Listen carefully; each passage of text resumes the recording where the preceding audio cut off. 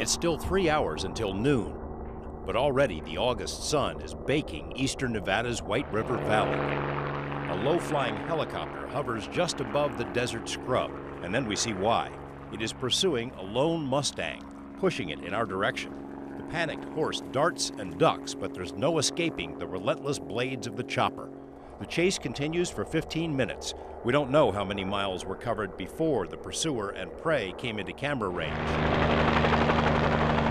Inexorably, the bewildered horse is driven by fear into the same trap that was used to capture every other wild horse in this district.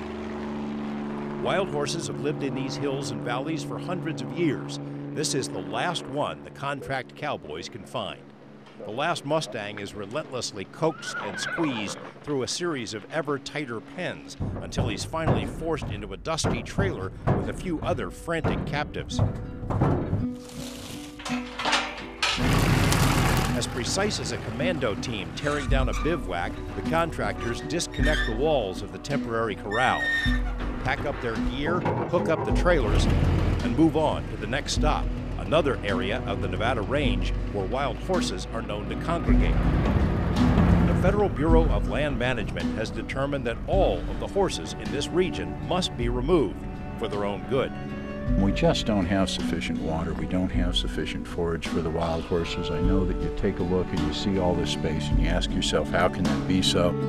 To claim that as few as 200 or 250 horses can't live in 900,000 acres of prime territory in southeast Nevada is nuts. It is nuts. I'd like to sit here and say they're relying on junk science, but the truth is they're relying on no science. They simply have people going up there and saying, we don't see enough to eat, therefore we're going to gather. Well, why do you think this happened? Because it's corruption. Can't we reserve just a little space for them? Are we that miserly that we can't give them just a little space to roam free? It's like they came and they took the spirit right off the land.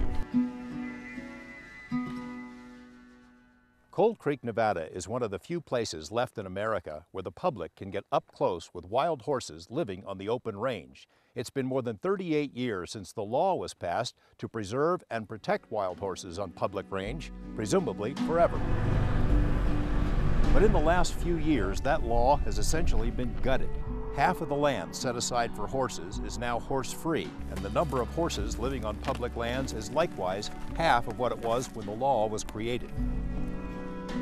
This program will investigate the enormous political pressure exerted on federal agencies to get the horses off the range, and it will look at why and how federal employees have been complicit in this effort.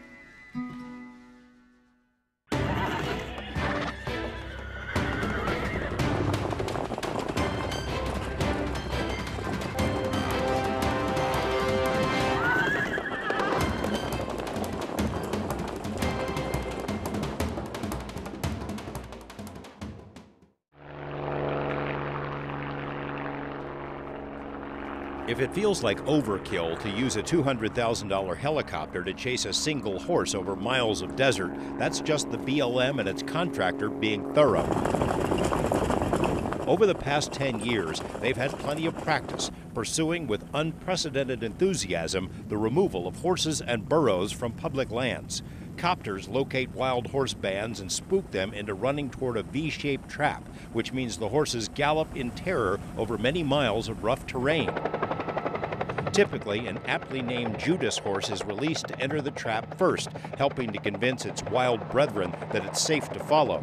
Once in the makeshift corral, there's no escape. The horses will fight and resist, but within minutes they're conquered. It's inevitable that horses are injured and killed during these roundups. Wild burros can be even more of a handful for the wranglers, who use whatever force is necessary to take them down. And once the animals are crammed into transport trailers, the terror begins anew. They kick and bite each other and scream.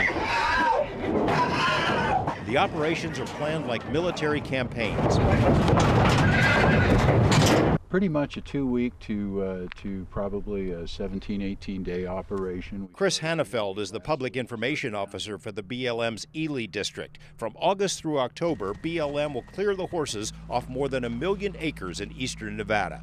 BLM says the land is not fit for Mustangs. And there just isn't enough grass, and in particular, there just aren't enough water sources to maintain a healthy, viable herd on a year-round basis. According to their environmental assessment, the wild horses are destroying the ecosystem and they're overpopulated. And that is such a distortion of the truth that even if I didn't care for wild horses, I would be extremely upset at the misleading statements they're giving. And that benefits a lot of other wildlife.